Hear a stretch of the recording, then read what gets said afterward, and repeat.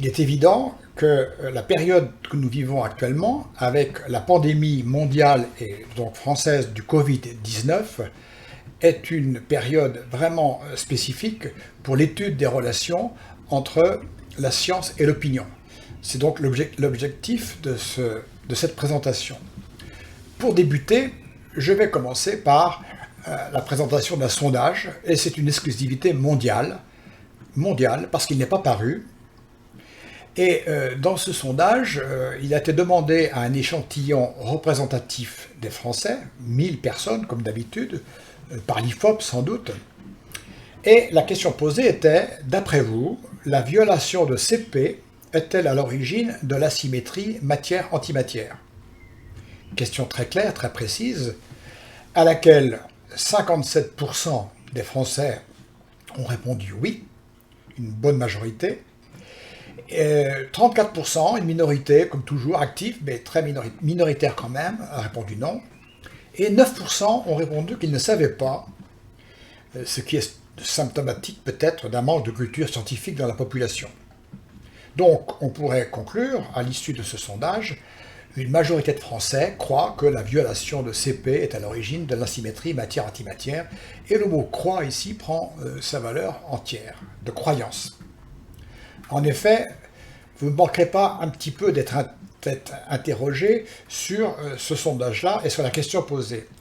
Mais si je le mets en parallèle, ce pseudo-sondage, qui n'est pas un vrai sondage, avec un sondage réel qui a été publié il y a quelques semaines, où la question posée était, d'après vous, ce protocole de base, là, qui est dans la boîte de médicaments, à base de chloroquine, est-il un traitement efficace contre le coronavirus?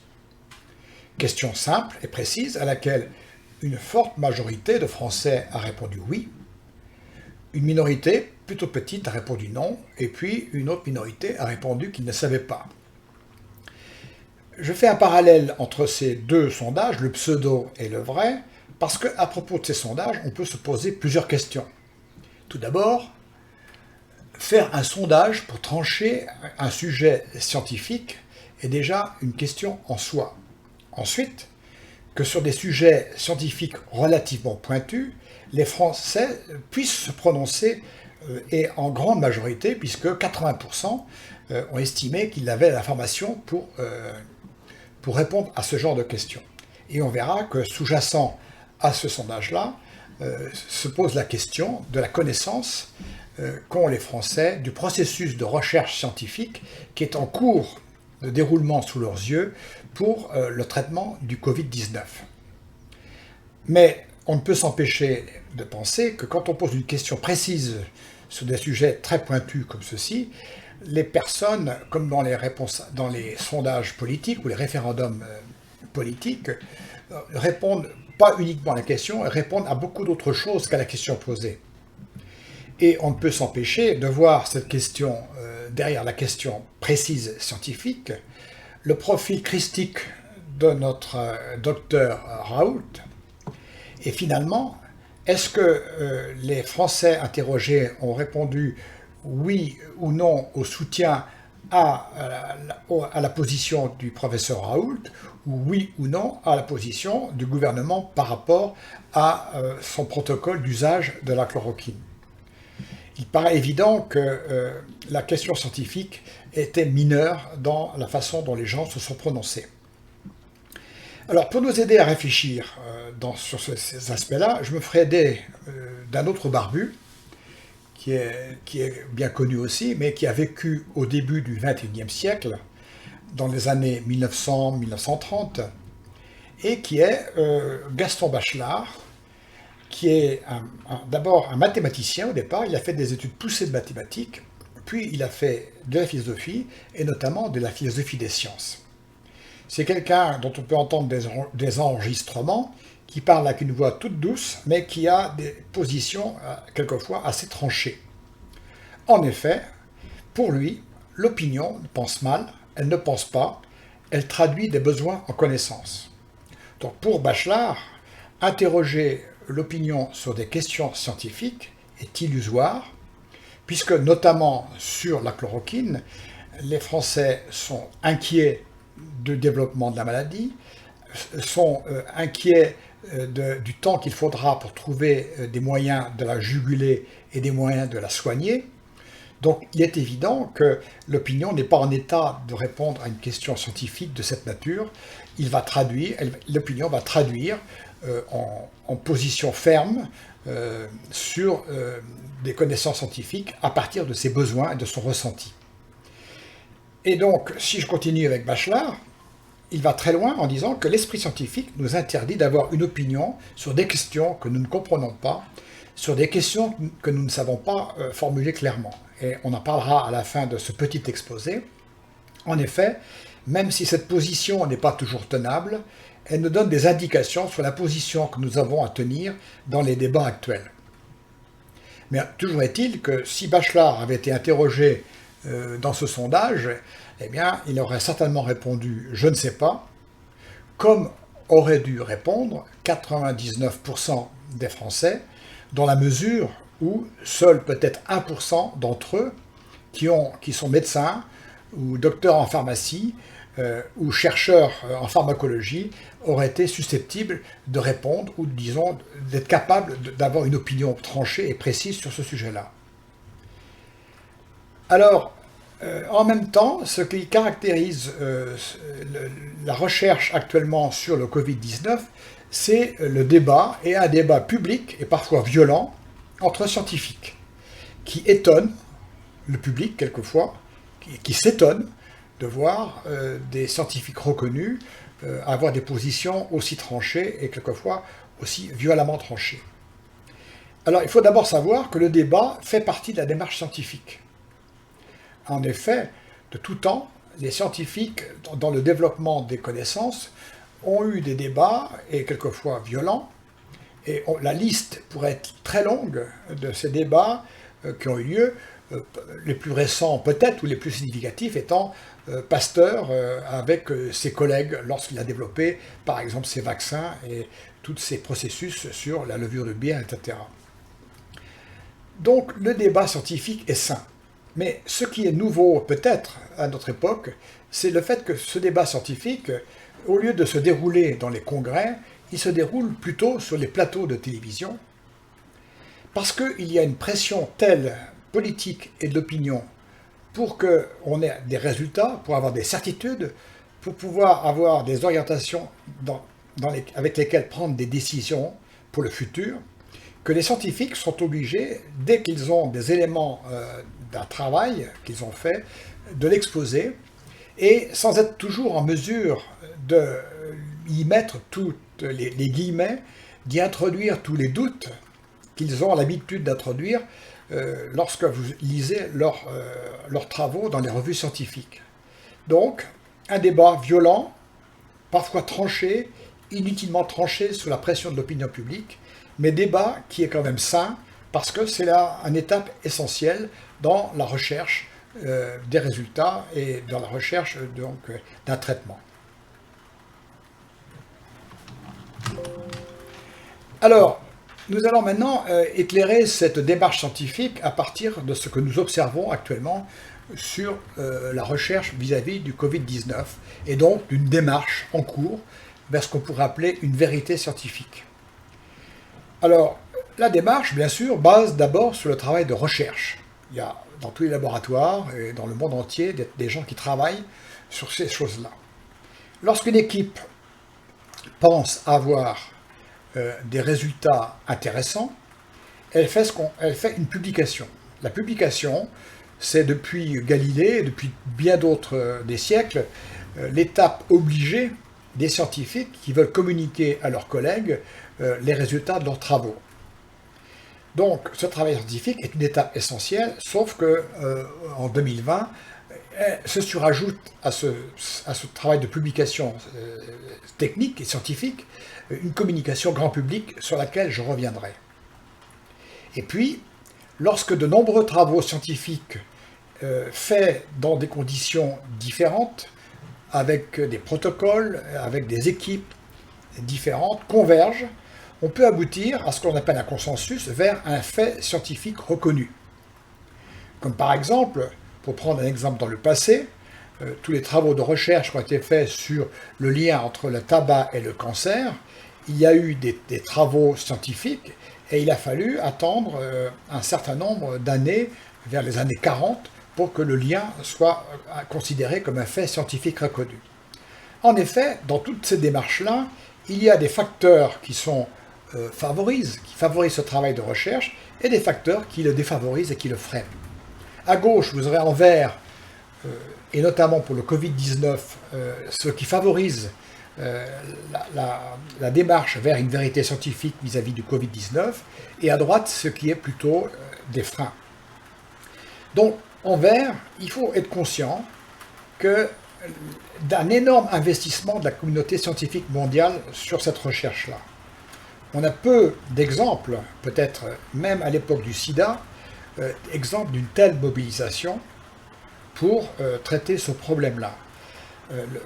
Le nombre de publications, le nombre de chercheurs, le nombre d'équipes qui s'attaquent à ce problème est extrêmement important. On pourrait peut-être le comparer à des efforts et à des investissements pendant la guerre 39-45 aux États-Unis pour mettre au point la bombe A dans un temps très limité. Qu'est-ce qui bloque, qu'est-ce qui ralentit ce travail de recherche? Eh bien, c'est la spécialisation. La recherche, y compris médicale, est devenue très spécialisée, très pointue, et donc les équipes se sont spécialisées. Certaines, que vous reconnaîtrez, se sont plutôt spécialisées dans la recherche de vaccins, alors que d'autres, et vous les reconnaîtrez aussi, se sont plutôt spécialisées dans la recherche de médicaments pour traiter les maladies. Il est évident que chacun va travailler dans son domaine de spécialisation, alors que peut-être la vérité, s'il en est une, se fera au croisement de toutes ces spécialisations et qui nécessite un gros effort de mutualisation des efforts et des savoirs. Et ceci peut aussi bloquer par ce que j'appelle des biais idéologiques ou politiques. Des politiques, notamment, ou des idéologies peuvent, orienter les recherches dans des directions qui nuisent au travail collectif vers une science ouverte et qui progresse.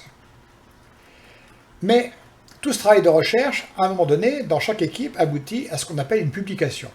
Un certain nombre de travaux ont abouti à des résultats dont l'équipe pense qu'il faut qu'ils soient portés à la connaissance du public. Publier, c'est public. Même si c'est au départ dans des revues qui sont scientifiques et techniques et rarement accessibles au plus grand du public. Cette étape-là est filtrée, j'allais dire, par l'évaluation par les pairs. C'est-à-dire qu'un travail, pour être publié, doit être jugé par un comité de personnes compétentes qui doivent analyser le travail, sa pertinence, l'intégrité et disons, la régularité avec laquelle les travaux ont été conduits et la pertinence des conclusions. Ce comité de lecture peut quelquefois refuser une publication ou demander qu'elle soit retravaillée, de telle sorte que les publications soient vraiment des outils que tout le monde peut s'approprier dans la communauté scientifique. Alors bien sûr, dans cette démarche-là, il peut y avoir des conflits de personnes et d'équipes, parce que ce travail d'évaluation par les pairs ne peut être fait que par des gens compétents du domaine, et ces gens compétents du domaine peuvent être en compétition avec l'équipe qui veut publier. Donc d'où conflits d'intérêts qui ne sont pas rares dans ce genre de travaux. Et puis, bien sûr, la limitation des moyens et des connaissances peut ralentir la publication des travaux. Mais c'est une étape importante et j'insiste d'un point de vue formel en tant que scientifique, la notion d'évaluation par les pairs, même si elle est critiquable dans beaucoup d'aspects, est le passage obligé qui assure un minimum de cohérence et de qualité aux travaux publiés. Et en général, les équipes qui refusent de se soumettre à ce genre d'évaluation, ce n'est pas toujours pour des raisons évidentes et pour des raisons éthiquement évidentes. Pas toujours. Alors voilà, le travail continue, des publications se font, et il faut savoir qu'actuellement, peut-être des dizaines de publications sont faites sur le Covid-19 chaque jour dans le monde, et à un moment donné, sur certains de ces aspects, aboutit à une certaine convergence des travaux pour aboutir à ce qu'on appelle un fait scientifique reconnu, puisque un grand nombre d'équipes différentes, dans des conditions, avec des protocoles différents, convergent pour dire que tel fait est un fait scientifique, puisqu'il est indépendant du contexte et des personnes. Alors, la pression actuelle politique et économique est certainement un facteur, j'allais dire, favorisant pour l'élaboration de ce consensus, puisqu'il pousse les hommes politiques et les milieux économiques et en général l'opinion, poussent les scientifiques à converger autant que possible vers des solutions qui soient acceptables par tous et qui conduisent à l'amélioration du traitement de la maladie. Mais bien sûr, dans ces étapes-là, il y a des enjeux financiers et politiques majeurs, soit des pays, soit des grands groupes pharmaceutiques, par exemple, qui veulent peut-être, au lieu de contribuer de manière claire et ouverte à la constitution de ce consensus, souhaiteraient plutôt détourner à leur profit des résultats qu'ils jugent pertinents ou intéressants. Pour revenir à l'exemple du tabac, il est bien connu, par exemple, que les groupes industriels du tabac ont pendant des années freiné la constitution de ce consensus parce qu'il aurait nui à leurs intérêts financiers et industriels. Donc, où en est-on actuellement pour le Covid-19 ? Eh bien, du côté positif, on a de manière extraordinairement efficace pu identifier le virus et décoder ses caractéristiques en quelques semaines. Et là, il faut saluer à la fois l'effort et en même temps être conscient des progrès énormes qui ont été effectués depuis des années. Si on met en parallèle, par exemple, la recherche sur le sida, qui a été effectuée il y a quelques années, et pour lesquelles il a fallu peut-être plusieurs années afin qu'on puisse détecter le virus, notamment par l'équipe conduite par le professeur français Montagnier, et qui a donné lieu à l'obtention du prix Nobel, tellement c'était un exploit. Ici, en quelques semaines, ce travail a été fait parce qu'il y a eu une accumulation des progrès théoriques et techniques et expérimentaux qui fait que ce travail-là a été fait de manière très rapide, et donc il n'est pas suffisamment innovant, je pense, pour que les découvreurs de ce virus aient le prix Nobel à l'avenir.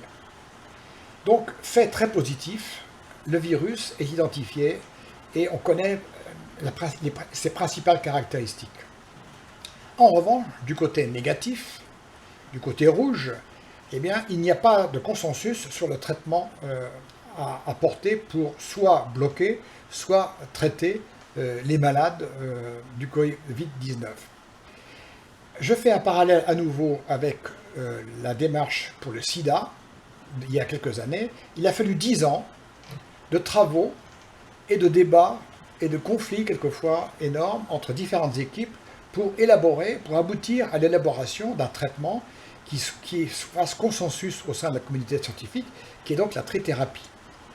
Et dans ce parallèle-là, pour lequel le Covid-19 ne sommes pas obtenus, pour faire le parallèle dans le sida, il faut savoir que si vous relisez l'histoire, eh bien vous verrez qu'il y a eu des débats extrêmement violents sur les tenants ou opposants au traitement par l'antiviral AZT à l'époque, sachant que personne ne convergeait sur l'équilibre entre les bienfaits potentiels de l'AZT et de ses effets secondaires nuisibles.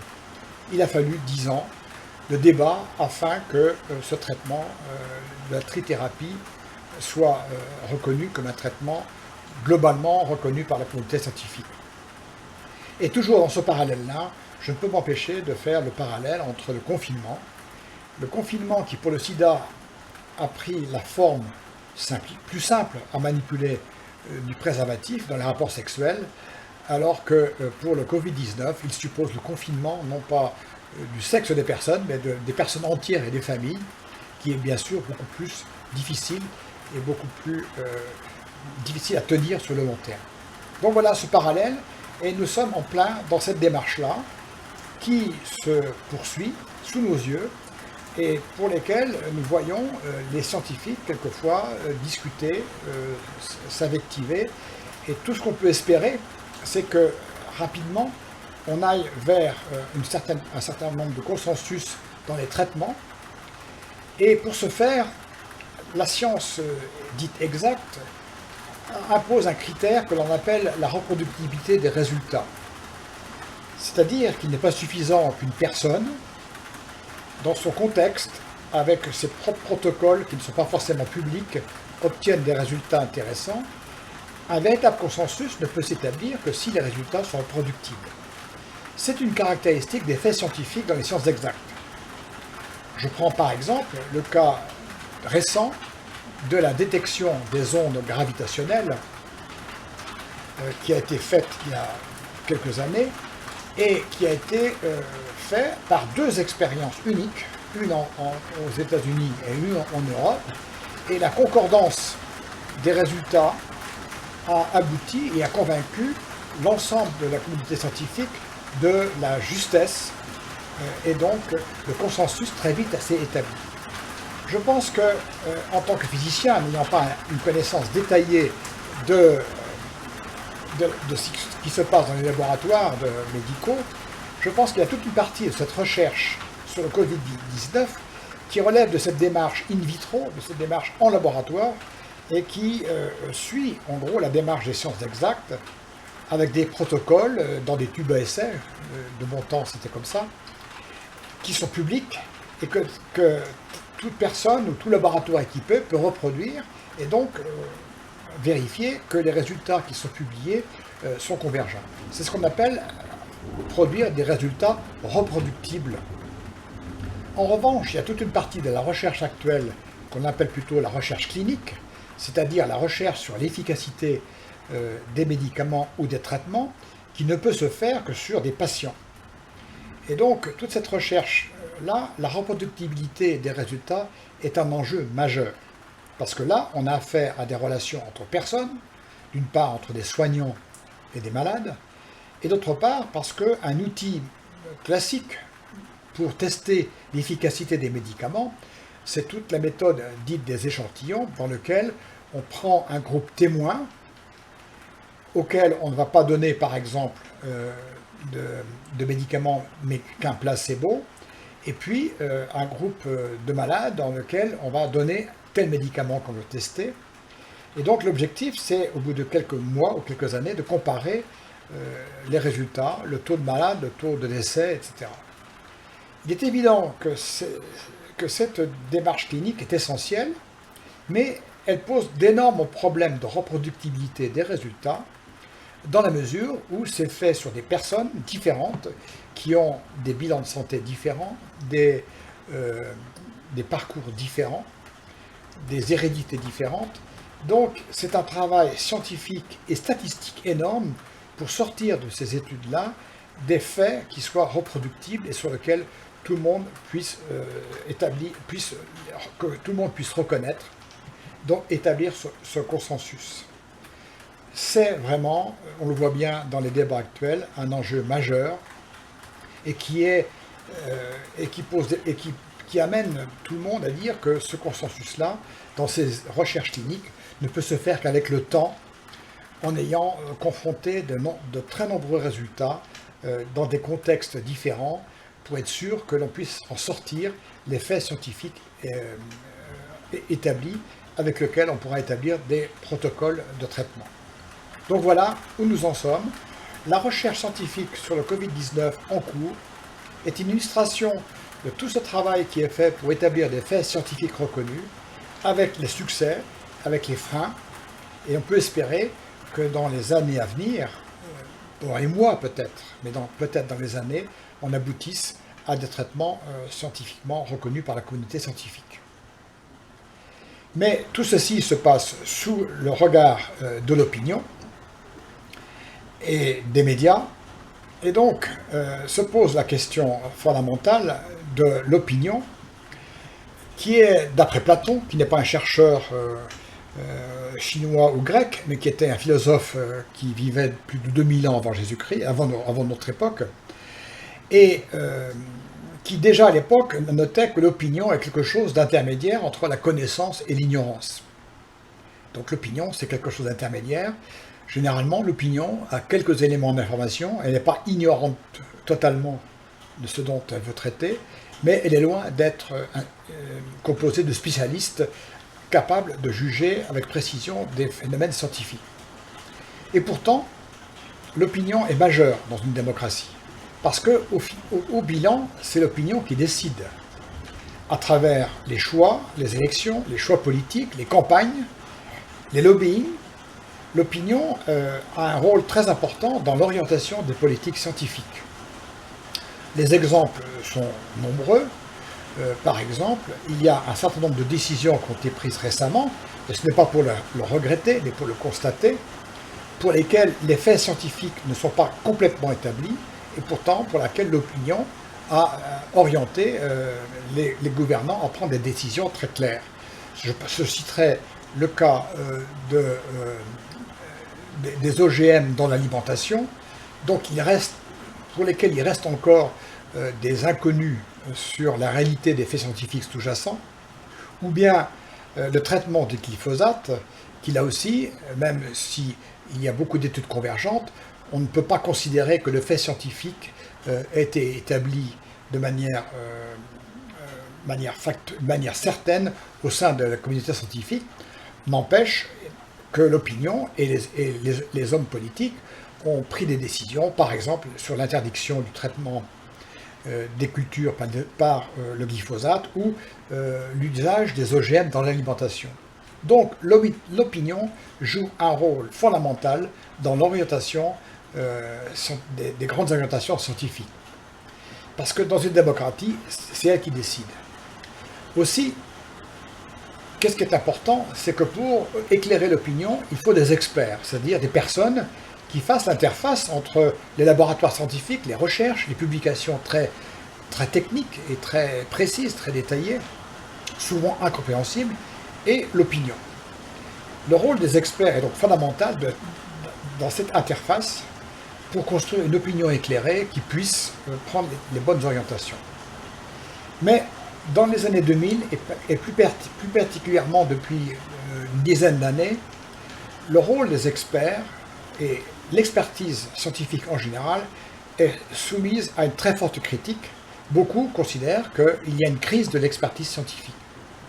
Au motif que, pour une large partie de l'opinion, les experts font partie de cette technocratie comprenant les scientifiques et les politiques, qui jugent de ce qu'il faut faire ou pas faire pour le bien du peuple sans en référer à lui.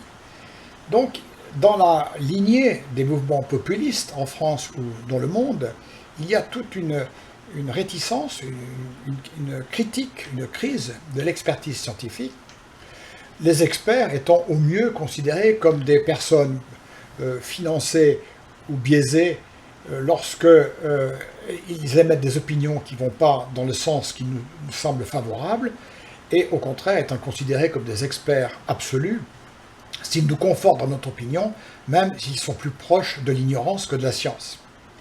Donc, crise de l'expertise qui pose un réel problème pour éclairer l'opinion dans les orientations scientifiques à prendre. Et c'est un enjeu majeur actuellement, puisque l'on voit beaucoup d'experts auto-déclarés qui interviennent sur les médias, dans les réseaux sociaux, et qui se proposent d'éclairer l'opinion à partir peut-être des bases qui ne sont pas toujours scientifiquement avérées. Voilà où nous en sommes. Alors, certains, à un moment donné, ont dit, mais en période de crise comme celle du Covid-19, il nous faudrait un gouvernement d'experts, de personnes qui savent. Ce ne serait certainement pas la meilleure idée, dans la mesure où un expert, par définition, est expert dans son domaine. Expert médical, expert en économie, expert en psychologie, expert en sociologie, etc. Donc un expert va parler dans son domaine, alors que les orientations dans une démocratie sont des orientations politiques qui doivent mélanger, qui doivent prendre en compte tous ces aspects, les aspects médicaux, les aspects économiques, les aspects psychologiques, les aspects sociologiques, etc.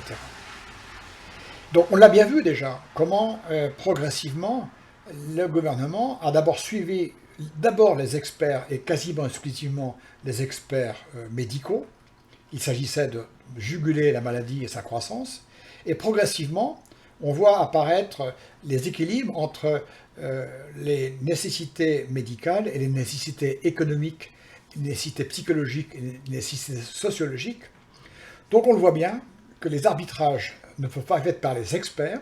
Les experts proposent des informations, mais c'est au final le politique seul qui peut trancher et peser les différentes options pour définir les orientations à donner au pays. Et nous sommes actuellement dans ce débat-là. Pour terminer, eh bien, quelle attitude prendre? Je vais retourner sur notre ami Bachelard, qui, avec ses phrases définitives, et qui dit que dans sa démarche, il faut se défaire de toute opinion personnelle et de toute subjectivité. Et mon commentaire de conclusion serait dans cette ligne-là. Dans tous les débats, dans toutes les informations que nous recevons sur l'évolution du Covid-19 et de ses traitements, nous devons nous garder au maximum de toute subjectivité. Qu'est-ce que ça veut dire? Je crois que par ailleurs, vous pourriez trouver des informations sur ce qu'on appelle les biais cognitifs. Nous avons un cerveau qui préfère de loin les informations qui le confortent dans les options qu'il a déjà prises. Donc, essayons d'avoir du recul, essayons d'être neutres, essayons d'être froids par rapport à toutes les informations qui nous sont proposées, et j'allais dire encore plus pour les informations qui vont dans le sens a priori dans lequel nous sommes favorables. En effet, quand un expert ou un gouvernement ou un scientifique parle et émet des opinions qui ne sont pas du tout dans celle que nous avons et qui vont à l'encontre un peu de nos présupposés, eh bien notre sens critique sera toujours là pour dire est-ce qu'il a raison, est-ce que les sources sont correctes, etc. Donc nous aurons automatiquement un sens critique. Donc nous devons éveiller notre sens critique, non pas sur les informations qui vont dans le sens qui nous sont usuels, pour lesquels nous sommes favorables, mais nous devons éveiller notre sens critique contre notre subjectivité, contre les informations qui nous sont favorables. Donc, même si c'est inconfortable, l'attitude première que nous devons, c'est d'abattre le doute. Le doute est une vertu scientifique qui nous amène à nous interroger sur les sources, interroger sur les bases des informations qui nous sont transmises.